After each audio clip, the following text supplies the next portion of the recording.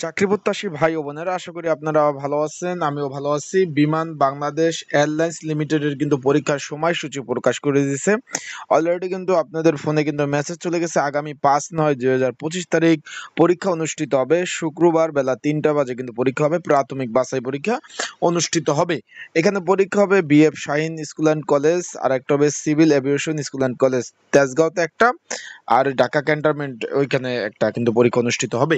এখন বিষয়বস্তুটা হলো, এখানে কোন পদের পরীক্ষা হবে অনেকে আমাকে জিজ্ঞেস করছেন। ভাই আমি ট্রাফিক হেল্পারে আবেদন করছি, অনেকে বলছেন যে ভাই আমি কার্গো হেল্পারে আবেদন করছি, অনেকে বলছেন যে ভাই আমি aircraft cleaner, aircraft technical helper. কোন পদে পরীক্ষা হবে আজকের এই ভিডিওতে আমরা জানিয়ে দেব। অলরেডি আপনারা হেডলাইনে দেখে ফেলেছেন, তারপরও আমি জানিয়ে দেবো কোন পদে পরীক্ষা হচ্ছে।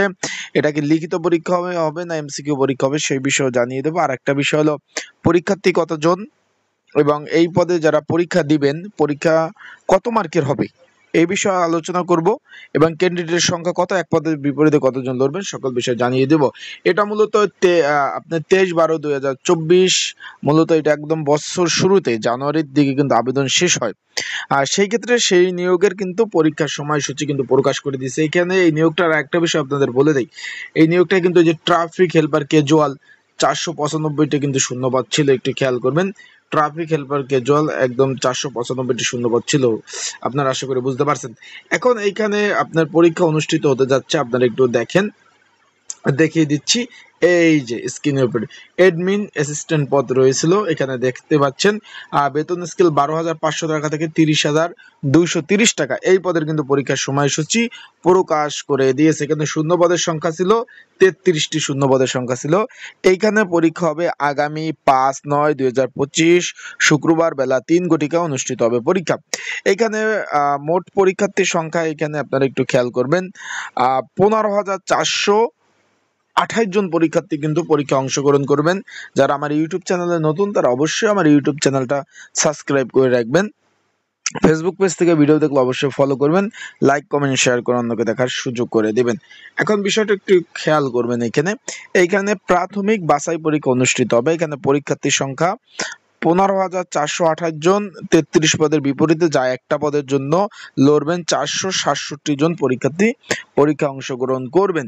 বিষয়টা আশা করি ক্লিয়ার হয়েছেন। এখানে পরীক্ষা হবে প্রাথমিক বাছাই পরীক্ষা, মানে এমসিকিউ পরীক্ষা অনুষ্ঠিত হবে। তাই যারা পরীক্ষার্থী রয়েছেন পরীক্ষার প্রিপারেশন প্রস্তুতিমূলক একটা সাজেশন রয়েছে, যদি আপনাদের কারো প্রয়োজন হয় স্ক্রিনের উপর যে হোয়াটসঅ্যাপ নাম্বার রয়েছে, ডিসক্রিপশন বক্সের নাম্বার রয়েছে, এই নাম্বারে কিন্তু আমার সাথে মেসেজ করতে পারেন, যোগাযোগ করতে পারেন। যোগাযোগ করলে আমি কিন্তু আপনাদের সাজেশনগুলা সংগ্রহ করে দিতে পারবো। যাদের প্রয়োজন আছে তারা হোয়াটসঅ্যাপে মেসেজ করুন স্ক্রিনের উপর নাম্বারে। আরেকটা বিষয়, যারা এডমিট কার্ড ডাউনলোড করতে পারেন না তারা আমার হোয়াটসঅ্যাপে মেসেজ করবেন, আমি কিন্তু আপনাদের এডমিট কার্ডগুলো ডাউনলোড করে দিতে পারবো। বিষয়টা আশা করি ক্লিয়ার হয়েছে। এখানে কিন্তু পরীক্ষা যেহেতু এখানে একটা জিনিস আর একটু খেয়াল করবেন, পরীক্ষা 5/9/2025 রোজ শুক্রবার। তারা কিন্তু এখানে বলে দিয়েছে ডাউনলোড কিন্তু প্রবেশপত্র যেটা ডাউনলোড করবেন রঙিন প্রিন্ট সহ প্রার্থীকে অবশ্যই 5/9/2025 শুক্রবার বেলা 2টার মধ্যে নির্ধারিত পরীক্ষার কেন্দ্রে উপস্থিত হওয়ার জন্য অনুরোধ করা হয়েছে। আশা করি বিষয়টা বুঝতে পারছেন। এখানে বলছে 5/9/2025 রোজ শুক্রবার পরীক্ষা শুরু হওয়ার 3টার পর কোনো প্রার্থী পরীক্ষার হলে প্রবেশ করতে পারবেন না। আমার কথা একটু বেজে গেছে, তার জন্য আমি দুঃখ প্রকাশ করতেছি আপনাদের কাছে। এখন বিষয়টা মানে তারা বলে দিয়েছে যে পরীক্ষা শুরু হওয়ার পরে কোনো পরীক্ষার্থী কিন্তু পরীক্ষার হলে প্রবেশ করতে পারবেন না। আশা করি বিষয়টা বুঝতে পারছেন। সকলে ভালো থাকবেন, সুস্থ থাকবেন, চোখ রাখবেন আমার ইউটিউব চ্যানেলে, ফেসবুক পেজে সকল ধরনের আপডেট তথ্যবলী বিষয়বলী পেয়ে যাবেন। আর এই যে বাকি পদগুলো বললাম না ভাই, এগুলো খুব শীঘ্রই পরীক্ষা হবে। এটা এই মাসের শেষের দিকে নাহলে আগামী মাস থেকে পরীক্ষা শুরু হয়ে যাবে। তো আপনারা প্রিপারেশনগুলো নেন, সবগুলা পরীক্ষা কিন্তু ঢাকাতে হবে। আশা করি বিষয়টা বুঝতে পারছেন। আসসালামু আলাইকুম।